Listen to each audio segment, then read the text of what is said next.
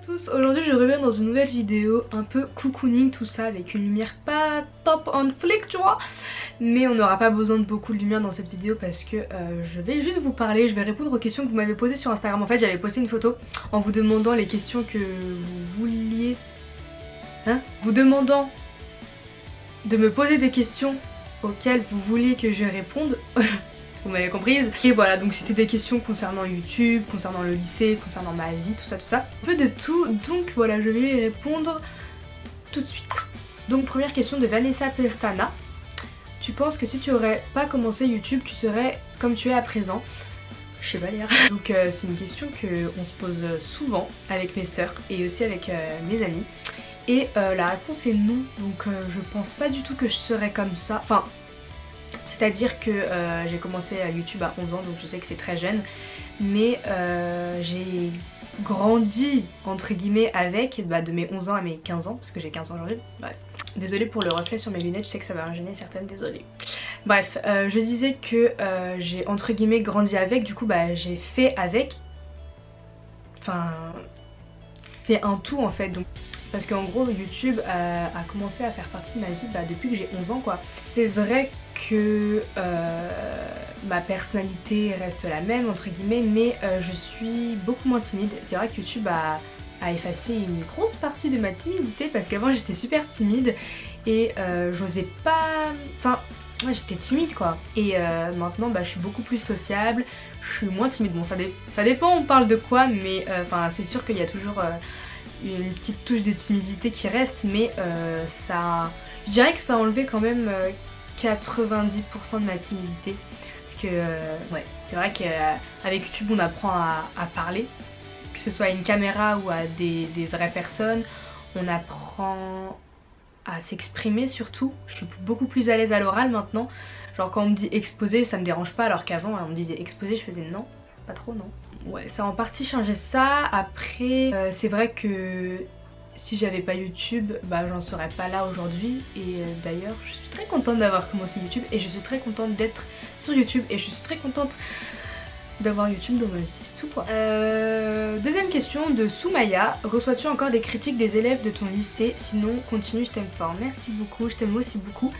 Beaucoup. Donc, je reçois pas directement des critiques d'élèves parce que c'est vrai que ça parle beaucoup derrière le dos, mais quand il s'agit de venir me dire en face, il y a personne en fait, on me l'a jamais, personne n'est venu un jour me dire, me critiquer devant moi. Donc ça se fait beaucoup derrière mon dos, je le sais, ça se sent, et des fois j'ai le bouche à oreille, ça va vite donc je suis au courant de certaines choses.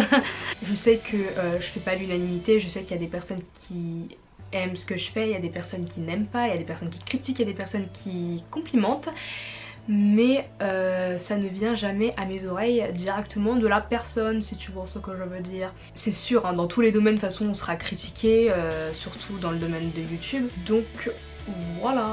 Question de Dalila _O. Si tu devais choisir entre ne pas avoir internet ou ne pas bouffer, haha je crois que je touche tes points faibles là, gros bisous à toi.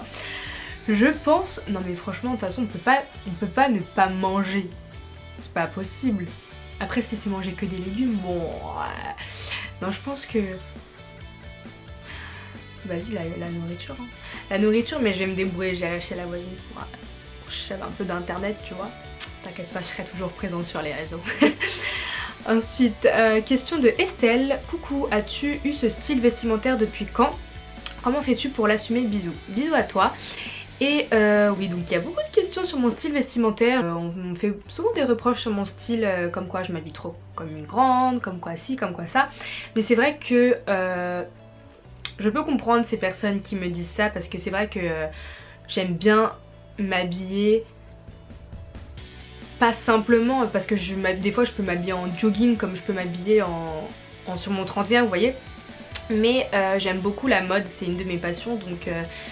j'ai la possibilité de pouvoir exploiter beaucoup de vêtements sur mon corps. Mais en gros j'ai la possibilité de pouvoir m'habiller avec ce que j'aime. Je sais que des fois par exemple je vois une veste trop jolie mais hyper chère, je peux pas l'acheter. Du coup je me dis bon ça c'est mon style mais je peux pas l'acheter. Donc là j'ai des... Je sais pas si vous me comprenez, des fois j'ai du mal à m'exprimer, mais en gros, oui bah ouais quoi, j'ai la possibilité de pouvoir m'habiller comme j'aime bien, du coup bah je le fais. C'est pas parce qu'il y a des critiques, ouais tu t'habilles trop comme une femme, ouais tu t'habilles si, ah c'est quoi ça, si ça, que je vais arrêter de m'habiller comme j'aime. Le principal c'est que j'aime en fait, je vais pas m'habiller en fonction des autres. T'as beau me critiquer, je m'en fiche, c'est mon style vestimentaire, du moment que ça me plaît je le mets, enfin bref. Et surtout, ne vous habillez pas en fonction des gens. Ayez votre propre style vestimentaire, c'est important parce que je sais que beaucoup de personnes disent ouais j'aimerais bien mettre ça, mais j'ose pas parce que les gens ils disent ça. Non, les gens qui disent ça, tu fais ça. Ok. Et donc non, forcément j'ai pas toujours eu ce style parce que avant j'avais moins de vêtements, donc je m'habillais avec ce que j'avais quoi. Et bon c'était des vêtements que j'aimais bien, mais j'avais pas... C'était des vêtements que j'aimais bien, mais c'était pas le style que j'avais aujourd'hui. C'est vrai que j'ai grandi, donc mon style vestimentaire il a changé c'est sûr. Mais voilà, donc, oui. Et comment fais-tu pour l'assumer? Bah c'est juste que en fait avec le temps, surtout sur YouTube il y a beaucoup de critiques, et avec le temps j'ai appris à passer au-dessus de ces critiques. Et que maintenant, que ce soit qu'on me critique virtuellement ou dans la vraie vie, et bah les critiques en fait me passeront toujours, non pas au-dessus de moi, sous mes pieds tu vois. Et du coup bah je m'en fiche en fait. Le principal c'est que ça vous plaise, donc je vois pas pourquoi j'assumerais pas si quelqu'un me critique, enfin bref je sais pas si vous me comprenez, mais en gros c'est bien d'avoir son propre style et de l'assumer. Voilà. Question: comment se passe ton année de seconde? Bah très bien, je crois qu'il y a d'autres questions après, donc je vais y répondre brièvement. Donc pour l'instant ça se passe bien, tout va bien, ouais. Les profs ils sont bien, le lycée il est bien. Au début je pensais que j'allais me perdre dans le lycée parce qu'il est vraiment énorme, mais en fait ça va, je me repère vite et puis je demande à des gens aussi quoi. Et quel bac vas-tu faire? Je pense faire un bac ES. Et ouais, aller en filière ES parce que pour l'instant je suis en seconde, donc voilà, j'ai encore le temps à réfléchir, mais j'ai peur d'aller en S. Puis donc question suivante de Antéa de Gremont. Ouais. Si tu devais choisir entre avoir un dressing de chaussures ou une grande pièce réservée au maquillage, sinon continue de la buzz. Merci beaucoup. Et c'est vrai que j'aime bien le maquillage, j'adore les chaussures aussi. Enfin la mode quoi, ouais, chaussures. Mais je pense que ce serait un dressing de chaussures. Et le maquillage, je le caserais dans ma chambre. Ouais, dressing de chaussures. Ensuite, question de Léa M20. Comment t'organises-tu lorsque tu vas à des événements en semaine et que tu rates donc des cours? Tes parents en pensent quoi? Oui, donc c'est vrai que des fois je rate un peu les cours pour aller en événement, par exemple au début, en septembre. Juste une semaine après la rentrée, j'étais partie 4 jours à Berlin avec Clou. Et c'est vrai que c'est pas bien de rater les cours, hein, mais là c'était une première fois, c'était le premier voyage entre guillemets enfin, concernant YouTube et tout. Enfin voyage presse en gros. J'ai eu d'autres propositions mais c'était la première fois que j'y suis allée et du coup c'était une première expérience et c'est toujours ça. Après je me suis dit en début d'année ça va, bon en seconde j'avoue qu'il faut s'intégrer et tout, mais bon en début d'année ça va parce qu'on fait pas trop de travail, plus on s'éloigne de la rentrée plus il y a de travail, mais heureusement que c'était en début d'année, ça va, il y avait pas trop de choses. Après forcément je rattrape les cours, j'ai dû rattraper 4 jours de cours, c'était dur mais j'ai rattrapé. Et je demande, en fait on a un groupe de classe du coup c'est facile, je demande, du coup j'ai rattrapé ça le week-end vite fait.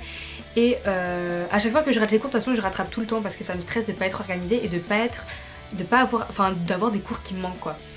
Et quand c'est des demi-journées par exemple pour des lancements presse aussi, quand c'est vraiment pas grand chose. Par exemple un jeudi c'était un lancement presse pour 4 vendis et le jeudi matin j'avais quoi? J'avais sport, super. Et du coup je me suis dit bon bah je peux me permettre de rater les cours parce que sport voilà. Après c'est vrai que si c'est maths, histoire, tout ça c'est le plus important, donc je privilégie quand même les matières importantes. En gros quand c'est des matières plus difficiles à comprendre et qu'on a vraiment besoin des explications du prof, je ne rate pas les cours. Et tes parents en pensent quoi? Bah mes parents ils sont d'accord parce que je demande forcément leur autorisation. Pour des demi-journées, bah pareil ils pensent comme moi en fait, pour des demi-journées c'est... je peux y aller quand il y a des cours pas très importants, par contre quand c'est maths, histoire, tout ça c'est un peu plus important, donc ils me disent non tu rates pas les cours. Mais pour Berlin par contre ils m'avaient autorisé parce que c'était le début de l'année, que ça pouvait être une première expérience, mais par contre les gros voyages entre guillemets de 3-4 jours je n'en ferai plus. C'est vrai que ça fait beaucoup de rater 3-4 jours de cours, mais quand c'est des demi-journées avec des cours moins importants, on m'autorise, donc voilà. Ensuite, prochaine question de Lilou. Est-ce que les personnes de ton lycée te jugent parfois? Et au début, voilà, gros bisous, continue, t'es génial. Merci beaucoup, t'es adorable, gros bisous à toi. Donc comme j'ai dit tout à l'heure, forcément il y a des gens qui me jugent au lycée, mais je m'en fiche parce qu'en vrai ils parlent de moi mais moi je les connais pas. Donc tu parles de moi mais moi je te connais pas. Alors parle de moi si tu veux mais moi je te connais pas. Enfin, je sais pas si vous avez compris, en gros laissez les personnes parler sur vous si vous jugent. Moi je laisse les gens parler sur moi. Je vais pas chercher les problèmes, je vais pas chercher pourquoi tu parles de moi. Ils me connaissent pas de toute façon, ils parlent de ce qu'ils entendent et ils parlent de ce qu'ils voient sur YouTube ou sur les réseaux sociaux, parce que forcément je suis sur les réseaux sociaux ou sur YouTube, donc ils voient une personnalité de moi et ils me connaissent pas personnellement. Donc à partir du moment où tu me connais pas personnellement et que tu me critiques, c'est que enfin vas-y, perds ta salive si tu veux, mais ça n'a aucun intérêt parce que enfin, je comprends pas en fait les personnes qui se permettent de critiquer une personne sans la connaître personnellement. En disant ouais, elle est comme ci, elle est comme ça, j'ai entendu, elle m'a dit ça, on m'a dit ci, on m'a dit ça. Bah écoute, on m'a dit, reste dans ta vision de je me fais mon idée de par rapport à ce que les gens me disent, pardon, et voilà. Beaucoup de personnes qui m'ont dit oui, au début on m'a dit ça sur toi et tout, mais j'ai voulu me faire ma propre idée sur toi, donc j'ai appris à te connaître et au final bah voilà, on est amis, donc voilà, il y a énormément de personnes qui jugent sans connaître, mais bon, c'est pas grave, hein, laissez-les. Et puis moi j'ai mon entourage, je suis heureuse avec mon entourage, je suis bien. Les gens qui me critiquent, allez-y, franchement, qu'est-ce que j'en ai à faire. Question de Inès, comment ça se passe le lycée, tes notes ont changé par rapport au collège et quelle filière comptes-tu faire l'année prochaine? Bisous. Bisous à toi Inès. Donc comment ça se passe le lycée? Bah ça se passe très bien. Tes notes ont changé par rapport au collège? Oui. Donc, je pense que vous savez, vous êtes au courant, enfin il y a une rumeur qui dit comme quoi on perd 3-4 points dans la moyenne générale quand on passe du collège au lycée. Et franchement c'était ce que... Enfin, j'avais vraiment peur de cette rumeur entre guillemets, parce que je dis rumeur parce qu'en vrai c'est pas vrai, enfin ça dépend des personnes, mais c'était pas mon cas franchement. En fait je suis sortie avec 16,5 de moyenne, 16-17, j'étais proche de 17 de moyenne en 3ème. Et une fois arrivée au lycée, là mon conseil de classe il était hier, donc c'est bon, j'ai mes notes, j'ai mes moyennes et tout. Et bah maintenant je suis à 15,5, donc j'ai baissé d'environ 1 point. Donc ça va je trouve par rapport à ce qu'on me disait. Franchement j'appréhendais de fou, je me disais putain je vais me retrouver avec 12-13 de moyenne. Et enfin je dis pas que 12-13 c'est mauvais, mais par rapport à ce que j'avais en 3ème, enfin ça allait beaucoup baisser quand même. Et je me suis dit 15,5 ça va, franchement je me contente de ce que j'ai parce que ça aurait pu être pire. Mais j'espère pouvoir m'améliorer dans les 2 prochains trimestres, parce que du coup maintenant on sait comment ça se passe, on sait comment ça se déroule, on sait comment fonctionnent les profs, du coup on peut plus se poser sur l'expérience si je peux dire entre guillemets qu'on a eu du premier trimestre, et du coup voilà, je pense que ça va bien se passer. Je vous tiendrai au courant, vous inquiétez pas. Et quelle filière comptes-tu faire l'année prochaine? Bah je compte aller en ES pour l'instant. Après ça dépend si mes notes elles chutent d'un coup ou si je monte d'un coup, mais non je pense ES c'est bien. Parce que la S, enfin après moi je vais travailler, bon je vais vous raconter ma vie, vous savez quoi, c'est coucou, on va raconter. Je vais travailler en fait dans le commerce, tout ce qui est marketing, tout ça. Et je pense que ES, je pense que c'est une bonne filière pour moi. Après j'aimerais bien aussi faire un peu de droit, donc je pense que la ES ça peut me correspondre. Après c'est vrai que la S c'est la voie royale comme tout le monde dit, mais c'est vrai que il y a l'air d'avoir beaucoup de travail. Et je sais que si j'ai beaucoup trop de travail, bah, j'aimerais pas abandonner YouTube, enfin abandonner entre guillemets, parce que j'ai peur de ne pas avoir de temps pour YouTube en faisant mes études. Du coup bah je veux pas laisser YouTube pour mes études, mais je vais pas laisser mes études pour YouTube. Enfin vous voyez, faut que ce soit 50-50. Dire que les études c'est plus important et que faut pas lâcher les études, du coup et je pense que ES ça peut me paraître bien. Je sais que ES aussi il y aura du travail c'est sûr, mais je pense que c'est la filière qui me correspond le mieux. Et d'après ce que j'entends, tout ce qui est travail, tout ça, après ça dépend comment je travaille à la maison ou à l'école, mais je pense que ES c'est une bonne filière pour moi. Ah, je raconte beaucoup ma vie, hein. Et bah c'était la dernière question. Donc voilà, j'espère que vous avez adoré m'écouter raconter ma vie. Bref, voilà, j'espère que cette petite vidéo vous aura plu. N'hésitez pas à me rejoindre sur les réseaux sociaux qui seront en barre d'infos. Et puis bah, je vous dis à très bientôt pour de prochaines vidéos. Gros bisous.